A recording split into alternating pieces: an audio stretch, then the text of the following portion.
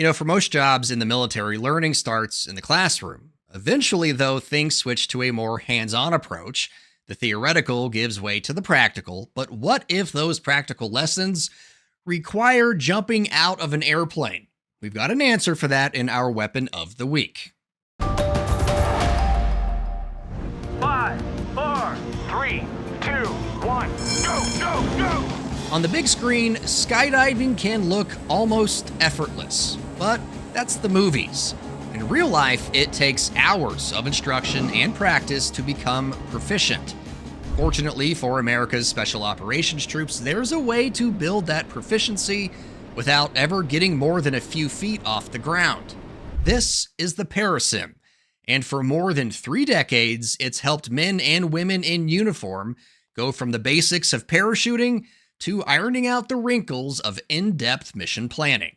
We've been around 35 years now. I started in 1990, and trees were triangles, and you had to steer and avoid obstacles. And it was just basically there was a lot of injuries, and we were just trying to keep people safe. And it's now developed with the technology to become more of a mission planner, emergency trainer, and understanding the canopy before you got to do it in real life. Russ Lasink is ParaSim's VP of Sales and Military Training. He tells us their setup allows for hands-on training in a safe environment for a fraction of the cost of an actual jump. We're using virtual reality, and the biggest component is the instructor. And it's taking that knowledge from the instructor to a new person or experienced person and put them in a challenging situation to test their skills and make sure that they're doing the proper procedures in order that they need to be done in. Naturally, I had to try it for myself. All right, you ready? Yep. It's uncomfortable. Is it all right? No, it's good. Yeah. Okay. We're going to free fall all the way down to 4,000. Pull your head back. Why don't you try one of those turns when you get a chance? Look at that. That's great. And when you're ready, go ahead and pull that handle. Nice throw. Excellent. Nice. You're doing it. To the left 90 and head down the bridge there or whatever the road is there. Let it fly, baby. Look at you coming in on the target. I'm going to have you pull both toggles now. Hold them down. Hold them down. Yeah. That was good, man. How do you do that? Lift this up. Years of Call of Duty.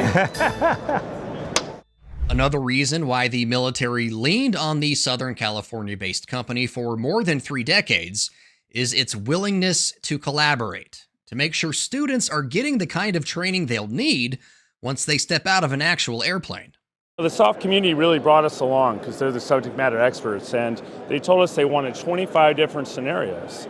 Correctable, non-correctable. They gave us YouTube videos and snapshots, and we were able to physically model that in sim, so that way they could practice it, and after you try twice to fix something, then you know you got to cut away and pull your next reserve, or the landing site picture of landing. Understanding the downwind-based final pattern and what that site picture looks like at all times a day is super important. According to Lasink, ParaSim uses special head tracking technology with independent trackers instead of the built-in ones found in gaming goggles. That's because they want to minimize latency in the simulator, with the team focusing on making sure the motion feels accurate. So, when a user moves their head or body, it syncs perfectly with the simulation. People feel more confident, and the success rate at Yuma Free Fall School has been higher because they've been able to experience that parachute before doing it live the first time. Also, people are more confident for their jumps when they're doing high wind scenarios where they actually have to fly backwards with an MC6 parachute and understand that that's a reality. You're going to have to land going backwards and face into the wind. So, or being able to understand, hey, it's night, I can barely see my canopy, and I need to look at certain areas to make sure I have a good canopy, and I'm not just going to ride in a bad one because I'm not confident in my procedures. Lasink says over the years, nearly 400 ParaSim setups were installed not only for American troops around the world, but for NATO and allied airborne units as well.